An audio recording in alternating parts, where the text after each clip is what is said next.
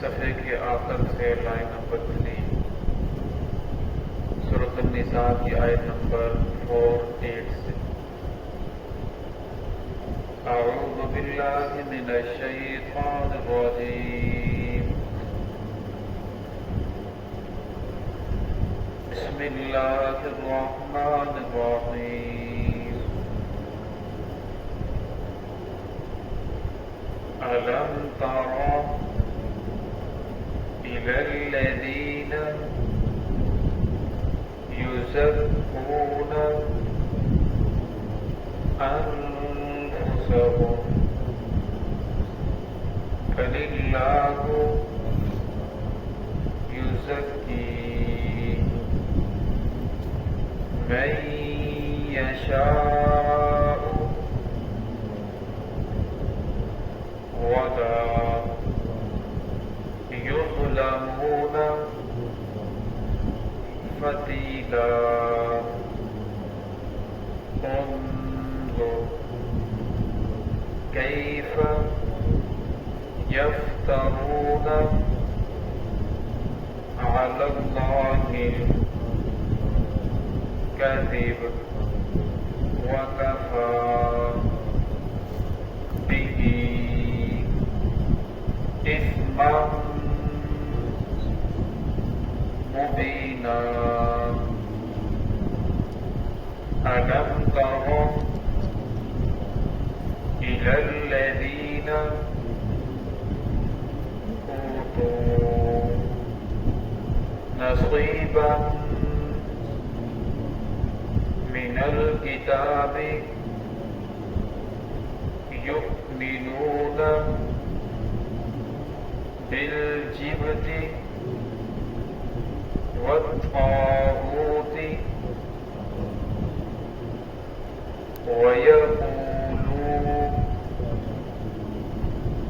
ويقولون للذين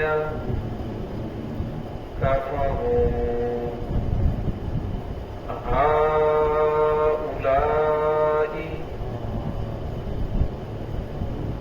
أهدى من الذين آمنوا سبيلا۔ أولئك الذين لعنهم الله ومن يلعن الله فلن تجد له نصيرا۔ بسم الله الرحمن الرحيم۔ ألم تر إلى الذين يزكون أنفسهم بل الله يزكي من يشاء ولا يظلمون فتيلا۔ انظر كيف يفترون على الله الكذب وكفى به إثما مبينا۔ ألم تر إلى الذين أوتوا نصيبا من الكتاب يؤمنون بالجبت والطاغوت ويقولون للذين كفروا هؤلاء أهدى من الذين آمنوا سبيلا۔ أولئك الذين لعنهم الله ومن يلعن الله فلن تجد له نصيرا۔ ألم تر إلى الذين يزكون أنفسهم، کیا تو نے دیکھا ہے ان لوگوں کی طرف جو اپنے آپ کو پاک ظاہر کرتے ہیں؟ بل اللہ یزکی من یشاء، بلکہ اللہ رب العزت پاک کرتے ہیں جسے چاہتے ہیں۔ ولا یظلمون فتیلا، اللہ رب العزت تاکے کے برابر بھی کسی کے اوپر ظلم نہیں کرتے۔ انظر کیف یفترون علی اللہ الکذب، تو دیکھ یہ کیسے جھوٹ کا افترا باندھ رہے ہیں اللہ رب العزت پر. وَكَفَىٰ بِهِ اسْمًا مُبِينًا، کافی ہے یہ گناہ، یہ واضح گناہ ان کے لیے. الم تر الی الذین، کیا تو نے دیکھا ہے ان لوگوں کو اوتوا نصیبا من الکتاب، جن کو حصہ دیا گیا کتاب میں سے. یؤمنون بالجبت والطاغوت، پھر بھی وہ ایمان لاتے ہیں جبت پر، یہ بت کا نام ہے، والطاغوت اور طاغوت بت پر. وَيَقُولُونَ، اور وہ کہتے ہیں لِلَّذِينَ كَفَرُوا، ان لوگوں کو جو کافر ہے، هَٰؤُلَاءِ أَهْدَىٰ مِنَ الَّذِينَ آمَنُوا سَبِيلًا، یہ کافر مسلمانوں کے مقابلے میں زیادہ ہدایت یافتہ ہیں. اولئک الذین لعنهم اللہ، یہی وہ لوگ ہیں جن پر اللہ رب العزت نے لعنت فرمائی ہے. ومن یلعن اللہ فلن تجد له نصیرا، اور جس پر اللہ رب العزت کے ساتھ لعنت کر دے، فلن تجد له نصیرا، پھر اس کا کوئی بھی مددگار نہیں ہو سکتا. اس پہلی آیت کے اندر اللہ رب العزت نے یہود کی خرابی کو بیان فرمایا. یہود جس طرح انہوں نے انبیاء کو شہید کیا اور محمد رسول اللہ صلی اللہ علیہ وسلم کی مخالفت کی، قرآن کے اندر طرح طرح کی تحریفات کی، اور پھر ان لوگوں کا دعویٰ یہ تھا، وہ کہتے تھے کہ نحن ابناء اللہ واحباؤ، ہم تو اللہ کے محبوب ہیں، ہم اللہ کے بیٹے ہیں، جنت صرف ہماری ہے، جنت کے اندر صرف یہود جائیں گے، اس کے علاوہ کوئی بھی جنت کے اندر نہیں جا سکتا. ہمیں اگر جہنم کے اندر جانا پڑا بھی تو صرف چند دنوں کے لیے جہنم کے اندر جائیں گے، 40 دن جو ابراہیم علیہ السلام کو آگ کے اندر رکھا گیا، پھر اس کے بعد ہمیں ہمیشہ ہمیشہ کی جنت کے اندر رہیں گے. تو فرمایا اللہ رب العزت فرمایا کہ یہ اپنے آپ کو پاک ظاہر کرتے ہیں. حالانکہ ایسی بات نہیں ہے. بخاری شریف کی روایت ہے، رسول اللہ صلی اللہ علیہ وسلم نے فرمایا کہ اللہ رب العزت فرماتے ہیں کہ ابن آدم مجھے گالی دیتا ہے، حالانکہ ابن آدم کو یہ حق حاصل نہیں ہے کہ وہ مجھے گالی دے. ابن آدم کا بیٹا مجھے کیوں گالی دیتا ہے؟ فرمایا کہ ابن آدم میری طرف اولاد کی نسبت کرتا ہے، کہتا ہے نحن ابناء اللہ واحباؤ، اللہ کے ہم بیٹے ہیں، اللہ کی اولاد ہے. فرشتوں کو اللہ کی بیٹیاں ثابت کرتا ہے، اور اللہ کی کوئی اولاد نہیں ہے. جس طرح کسی انسان کو کہا جائے کہ تیرا باپ فلاں نہیں ہے، تو فلاں کا بیٹا نہیں ہے، تو کسی اور کا ہے، تو ہمیں یہ گالی محسوس ہوتی ہے. اور اسی طرح اللہ رب العزت ہے ابن آدم مجھے گالی دیتا ہے، ابن آدم مجھے جھٹلاتا ہے، حالانکہ اسے یہ حق نہیں ہے. اور میں نہیں یعیدنی، ابن آدم کہتا ہے قیامت نہیں آئے گی، حالانکہ میں خدا کہتا ہوں قیامت ضرور آئے گی، تمہارا قیامت ساتھ باندھنا پڑے گا، تم نے دنیا فانی سے جانا ہے، یہ دنیا فنا ہونے والی ہے. ورنہ ابن آدم مجھے جھٹلاتا ہے، حالانکہ اسے یہ حق حاصل نہیں ہے. فَلِلَّهُ يُزَكِّي مَن يَشَاءُ، فرمایا یہ جو لوگ اپنے آپ کو مسلمان، اپنے آپ کو اللہ کے بیٹے ظاہر کرتے ہیں، اللہ کے محبوب ظاہر کرتے ہیں، اور اپنے آپ کو پاک ظاہر کر رہے ہیں، تو ہم تو بڑے پاک صاف ہیں. فرمایا فَلِلَّهُ يُزَكِّي مَن يَشَاءُ، پاک صاف وہ ہیں جنہیں اللہ رب العزت پاک صاف کرے. وَالَّذِينَ جَاهَدُوا فِينَا لَنَهْدِيَنَّهُمْ سُبُلَنَا، فرمایا جو اللہ کے راستے میں کوشش کرتا ہے، چل پڑتا ہے، پھر اللہ رب العزت یہ راستہ آسان کر دیتے ہیں، اسے پاک کر دیتے ہیں. فرمایا جو اللہ کے راستے کو اختیار ہی کرنا نہ چاہے، سیدھے راستے کے اوپر آنا بھی نہ چاہے، فرمایا پھر اللہ رب العزت زبردستی کسی آدمی کو دین کے اندر داخل نہیں کرتے، نہ زبردستی کسی آدمی کو کفر کے اندر داخل کرتے ہیں. وَمَنْ شَاءَ فَلْيُؤْمِنْ وَمَنْ شَاءَ فَلْيَكْفُرْ، جس کا جی چاہے ایمان لے کر آئے، جس کا جی چاہے کفر اختیار کرے. اللہ رب العزت کسی انسان کے ساتھ ظلم نہیں کرتے. وَلَا يُظْلَمُونَ فَتِيلًا، فرمایا دھاگے کے برابر بھی ظلم نہیں کرتے. فتیلہ کہتے ہیں کھجور کی گٹھلی ہے، جب خشک ہو جائے تو اس کے درمیان سے ایک بریک سا دھاگا نکلتا ہے، اور اللہ نے اس کے برابر بھی ظلم نہیں کرتے. عرب کے اندر جب کسی چیز کی قلت کو بیان کیا جاتا کہ اس کے پاس تو اتنا بھی مالک نہیں ہے کہ وہ دھاگے کا بھی مالک نہیں ہے، اس کے پاس تو اتنی چیز نہیں ہے، تو اللہ نے سے بھی ذکر کر کے فرمایا کہ یہ لوگ دھاگے کے برابر، اللہ رب العزت تو کسی کے اوپر دھاگے کے برابر ظلم نہیں کرتے. انظر کیف یفترون علی اللہ الکذب، فرمایا تو دیکھ یہ اللہ رب کیسے جھوٹ باندھ رہے ہیں. وَكَفَىٰ بِهِ اسْمًا مُبِينًا، فرمایا انہیں جہنم کے اندر لے جانے کے لیے یہ بات کافی ہے. یہ جو اللہ کی طرف نسبت کر رہے ہیں کہ ہم اللہ کے بیٹے ہیں، ہم اللہ کے محبوب ہیں، اللہ کے لم یلد ولم یولد، اللہ رب نہ کسی کو جنا ہے، نہ وہ خود جنا گیا، نہ اس کا بیٹا ہے، نہ اس کی بیوی ہے، نہ اس کی اولاد ہے، نہ اس کا دادا نانی، اس کا کوئی عزیز نہیں ہے، مطلب وہ برا اور برا ذات ہے.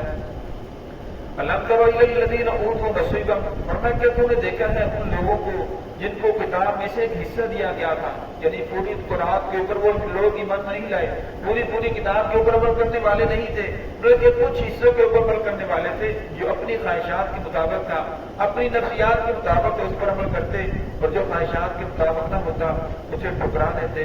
یؤمنون بالجبت والطاغوت، فرمایا کہ وہ ایمان لاتے ہیں بتوں کے اوپر، جبت کے اوپر، طاغوت کے اوپر۔ اس آیت کا شان نزول یہ ہے، جس وقت غزوہ بدر ہوا، غزوہ بدر کے اندر مسلمانوں کی تعداد 313 تھی، اور مسلمانوں کے پاس 6 تلواریں، 8 زرے، 2 گھوڑے، 70 اونٹ تھے، اور مقابلے میں آنے والے کفار کی جو تعداد تھی وہ 1000 تھی، اور 1000 کے پاس اتنی ہی زیادہ تلواریں ہیں، نیزے ہیں، لیکن اللہ رب العزت نے مسلمانوں کو فتح عطا فرمائی۔ یہ 17 رمضان مبارک کا دن تھا، مسلمانوں کو فتح عطا فرمائی، کفار مغلوب ہو گئے۔ مسلمان جب دوبارہ مدینہ کے اندر گئے فتح حاصل کر کے، تو یہود کو یہ فتح حاصل نہ ہوئی، وہ بڑے پریشان ہوئے کہ آج اگر مسلمانوں نے کفار مکہ کے اوپر مقابلہ کر دیا تو کل یہ ہمارے لیے بھی خطرہ ثابت ہو گئے۔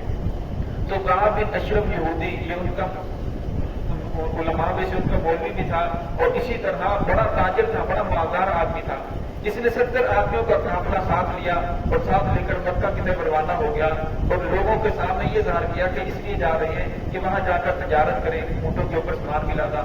اور جب وہاں پہنچے تو اس وقت مکہ کی جو سرداری تھی وہ ابو سفیان رضی اللہ تعالیٰ کے پاس تھی، اس وقت یہ ایمان نہیں لائے تھے، یہ 8 ہجری کے اندر ایمان لے کر آئے ہیں، اور یہ واقعہ یعنی 2 ہجری کا ہے۔ تو جس وقت یہ واقعہ پیش آیا، ابو سفیان کے پاس گئے، کہنے لگے بظاہر ہم تجارت کی غرض سے آئے ہیں، لیکن ہمارا مقصد یہ ہے کہ ہم مسلمانوں کو ختم کر دیں۔ آپ دیکھیں بدر کے اندر مسلمانوں نے تمہیں کتنی زیادہ تکلیفیں پہنچائی ہیں، تو ہم چاہتے ہیں کہ آج مکہ سے ساری قوم مل کر ان کے اوپر حملہ کرو، ہم مدینہ سے اندر سے ان پر حملہ کریں گے، تو لہٰذا ان کو ختم کر دیا جائے گا۔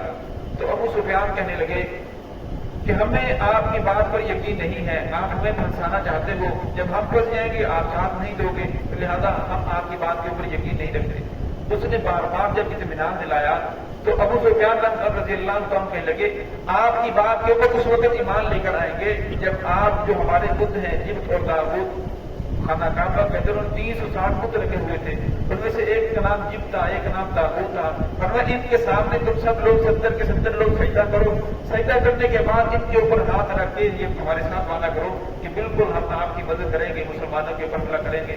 تو ان 70 کے 70 لوگوں نے بتوں کو سجدہ کیا، سجدہ کرنے کے بعد ان کے اوپر ہاتھ رکھے، ہاتھ رکھنے کے بعد ان کے ساتھ وعدے کیے کہ آپ ان کے اوپر، مسلمانوں کے اوپر باہر سے حملہ کریں، ہم اندر سے حملہ کریں گے، لہٰذا ان لوگوں کو ختم کر دیا جائے گا۔ اور جس وقت واپس ہونے لگے تو ابو سفیان کہنے لگا کہ تو بتا کہ ہمارا دین سچا ہے یا محمد رسول اللہ صلی اللہ علیہ وسلم کا دین سچا ہے؟ تو کہنے لگے کہ اپنے دین کی کوئی موٹی موٹی باتیں بتاؤ مجھے پتہ چلے۔ انہوں نے کہا کہ ہم بیت اللہ کی تعظیم کرتے ہیں، بیت اللہ کا طواف کرتے ہیں، حاجیوں کو پانی پلاتے ہیں، ان کی خدمت کرتے ہیں، اور جو قیدی آ جائے اسے چھڑا دیتے ہیں، صدقہ خیرات کرتے ہیں۔ تو ابو سفیان کہا بھی اشرف یہودی کہنے لگا تمہارا دین سچا ہے، مسلمانوں کا دین سچا نہیں ہے۔ تو اللہ رب العزت نے اس آیت میں اس کا جواب دیا، اور الم تر الی الذین اوتوا نصیبا، کیا تم نے دیکھا ہے ان لوگوں کی طرف جن کو حصہ دیا گیا تھا کتاب میں سے، یعنی تورات کے ماننے والے تھے، یؤمنون بالجبت والطاغوت، فرمایا پھر بھی وہ طاغوت اور جبت کے سامنے سجدہ کر رہے ہیں۔ جبت ہر اس چیز کو کہتے ہیں جو اللہ کی ذات سے چھوڑ کر انسان کسی اور چیز کی پوجا کرنی شروع کر دے، اسے جبت کہا جاتا ہے۔ والطاغوت، انسان کے اندر سرکشی آ جائے، یہ انسان معبود باطل کے پیچھے چل پڑے۔ وَيَقُولُونَ لِلَّذِينَ كَفَرُوا، فرمایا یہ کہتے ہیں کافروں سے، هَؤُلَاءِ أَهْدَىٰ مِنَ الَّذِينَ آمَنُوا سَبِيلًا، کہ تم زیادہ ہدایت یافتہ ہو مسلمانوں سے، تم زیادہ ہدایت کے اوپر ہو۔ آج بھی دیکھ لیں بہت سے ایسے لوگ ہیں جو دین کی بات کو سچ سمجھتے ہیں، دیکھتے ہیں کہ یہ دین کی بات حق ہے، لیکن اس رسم کو، اس بدعت کو ثابت کرنے کے لیے گھنٹوں گھنٹوں تقریریں کریں گے۔ کیوں؟ اس لیے کہ اگر حق بات ان لوگوں کو پتہ چل گئی تو پھر ہمارے پیٹ کا کیا بنے گا؟ حالانکہ ایسی بات نہیں ہے۔ وَمَا مِن دَابَّةٍ فِي الْأَرْضِ إِلَّا عَلَى اللَّهِ رِزْقُهَا، زمین کے اوپر جتنی بھی مخلوقات چلنے والی ہے ان کا رزق اللہ رب العزت کے ذمہ ہے۔ ایک راستہ بند ہوتا ہے، اللہ رب العزت کئی راستے انسان کے لیے کھول دیتے ہیں، اور آج بھی بہت سارے لوگ ہیں جو یہود النصارہ سے متاثر ہو کر ان جیسے ان لوگوں نے دو طریقے اپنا لیے ہیں۔ جس طرح یہود النصارہ نے، جس طرح یہودیوں نے اس وقت مشرکین کے اندر رہتے ہوئے مشرکین سے متاثر ہو کر مشرکین کا دو طریقہ اپنا لیا، حالانکہ ان کے پاس تورات موجود تھی، تورات کے اندر ساری چیزیں موجود تھی کہ بتوں کے سامنے سجدہ کرنا جائز نہیں ہے، بتوں کو خدا ماننا جائز نہیں ہے، لیکن وہ لوگ ان کو اپنے ساتھ ملانے کے لیے، اپنے آپ کو ان کے ساتھ ہمدردی ثابت کرنے کے لیے ان لوگوں نے یہ سارا معاملہ کیا۔